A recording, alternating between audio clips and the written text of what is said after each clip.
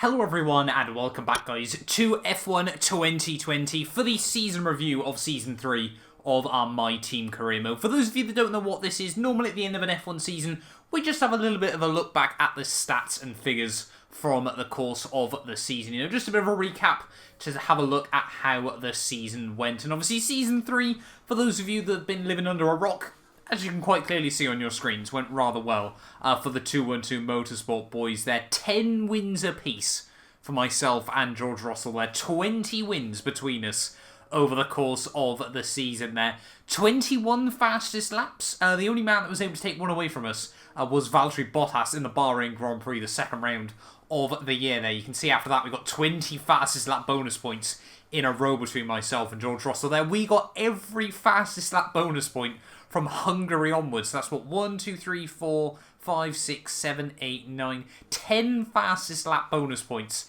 in a row there. Means that we scored more bonus points than Magnussen, Matsushita, De Vries, Giovinazzi and Latifi scored points combined by the end of the year there. So a bit of a crazy one, I'll be honest there at the end of the day. But yeah, looking at the numbers though, from Season 3, it was pure dominance from 212 Motorsport in the end there. Like we said, 20 Grand Prix victories, 10 apiece for both myself and George Russell there. We've both missed out on a podium twice.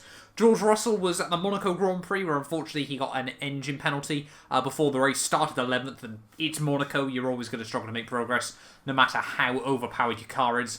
And then he also obviously that DNF at the US Grand Prix that really did cost him a shot at the World Championship there late on in the year. But the only two times he wasn't able to get on the podium at the end of the season. We were able to finish every single race of the campaign this time around. Obviously, Australia, the opening round of the season, we struggled to adapt to just how quick the car was in the opening round of the year there. So we ended up coming fourth after a bit of a messy Grand Prix in the end. And then Singapore, obviously, we bottled that with just a few laps to go and so we're still able to recover to 5th place in the end. Obviously, 4 different winners actually finished top 4 in the World Championship. The Hamilton just held on ahead of Max Verstappen there with 1 win, 2 second places and 4 thirds at the end of the year there. 7 podiums for Lewis Hamilton is not something I think anyone would be expecting in a Formula 1 season there. Max Verstappen, he took that 1 win and then 4 third places there. He never got a second at the end of the season there. You can see Bottas also another further 5 podiums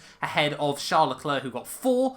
And then you had Alex Albon who got 1 podium at the start of the season there. The same can be said for Esteban Ocon just behind him there. You can see Daniel Ricciardo also got a podium. So did Lando Norris and Kimi Räikkönen there. But I think that was it for podium finishes at the end of the season there. So 1, 2, 3, 4, 5, 6, 7, 8, 9, 10, 2, 3, 4, 5, 6, 7, 8, 9, 10 drivers scoring podiums at the end of the year there. So both Mercedes, both of us, both Ferraris, Alex Albon and both Renaults were able to get podiums at the end of, and of course Daniel Ricciardo and Lando Norris as well. So yeah, despite the dominance of ourselves, a fair few drivers able to get podiums at the end of the season nonetheless there. Yeah, 901 points for our team. Now, to put that into context, the maximum you can score in Formula 1 is 968 over the course of a year, and obviously that includes fastest laps as well. So 67 points dropped over 22 Grand Prix.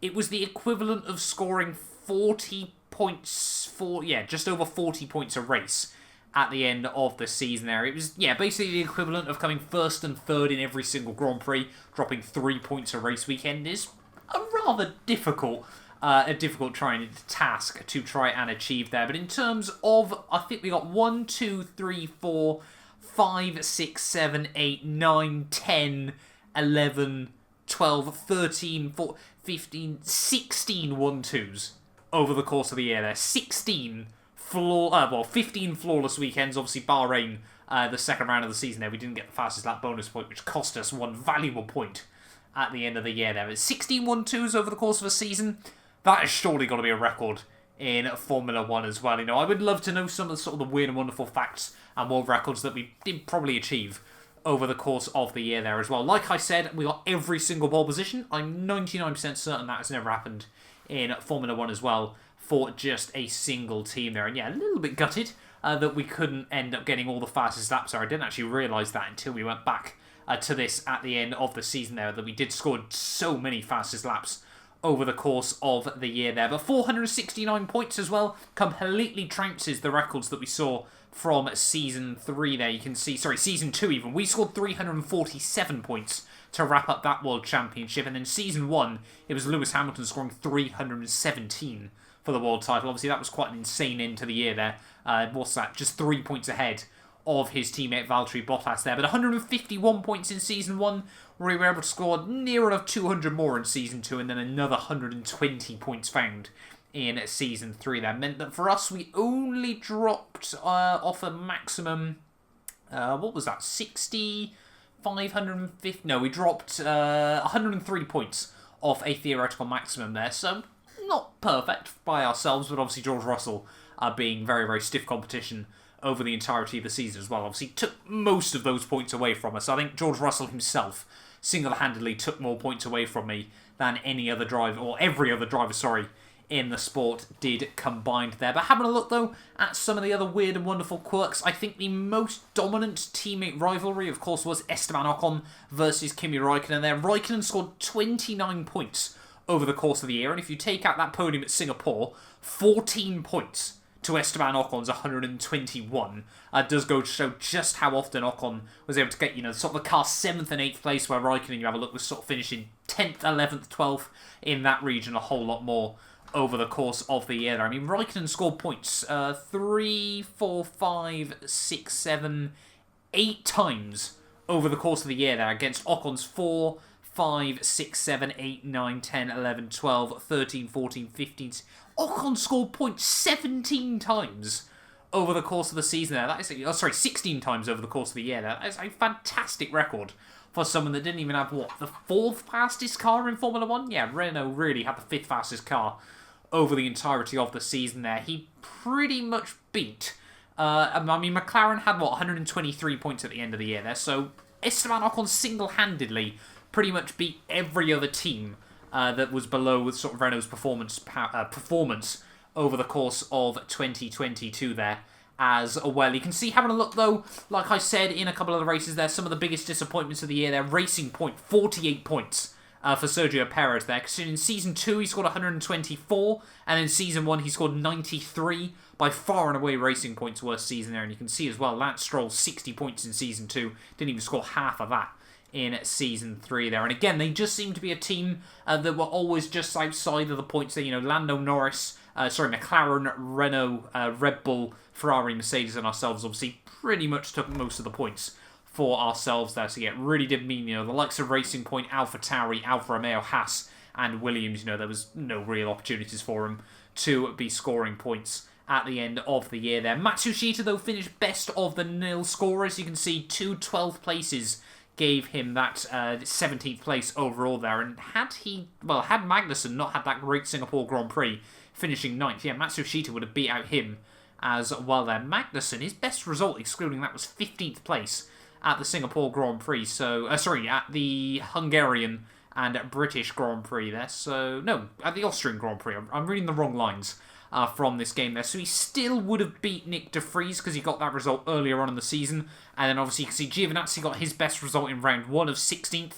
And then poor old Nicholas Latifi won 7th. Oh no, he got a 16th place as well, at the Russian Grand Prix. That was his best result of the year there. But more often than not, Williams were finishing last still at the end of the day there. In terms of reliability though, like I said, most drivers pretty good over the course of the year there. Obviously, we made it to the end of every single Grand Prix.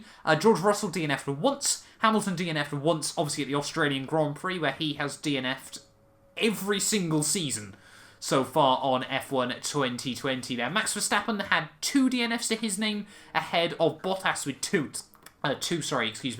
to his name as well there. 4 for Charles Leclerc there. He once again didn't have the luck of the green there, ahead of 3 from Albon there. Ocon got to the end of every single Grand Prix, so GG's to him, and Ricciardo would have done so had he not been disqualified in the Grand Prix there today. There you can see Lando Norris, 2 DNFs and a DSQ as well, the only 2 drivers to get disqualified, I think, at any point during this series so far there. And you can see, yeah, most drivers had 1 or 2 there. Perez got to the end of every Grand Prix as well. Raikkonen got to every Grand Prix after Australia. Was there anyone else with a perfect reliability record? Jordan King managed to get to the end of every single Grand Prix as well there. After that 5th place at Spain, really did carry his season as well there. And then further down the order, Magnussen as well. Another person that got to the end of every single race. And that is it. So yeah, reliability a whole lot better during Season 3 of this career mode as well there. But yeah, 469 points for ourselves meant that we would have won the World Championship, the Constructors' World Championship by ourselves. George Russell also would have done that by himself there. You can see a 241 point gap down to Lewis Hamilton in P3 behind our teammate there. So yeah, safe to say, Season 3, one of the most dominant cars that Formula 1 has ever seen. But thank you all so much for watching this video nonetheless. A big thank you for the continued support on this series. I know as we move into October, you know, the support for F1 is starting to slow down a lot more. Everyone is starting to watch some other stuff as well. But, you know, to those of you guys that still come around and watch every single video, it is greatly appreciated as well there. Get yourself subscribed, leave a like. We're trying to hit 14,000 subscribers at the moment, so if you can help me get one step closer to that, that would be greatly appreciated as well. But yeah, we will be back, like I said, tomorrow for the Red Bull Cult career mode.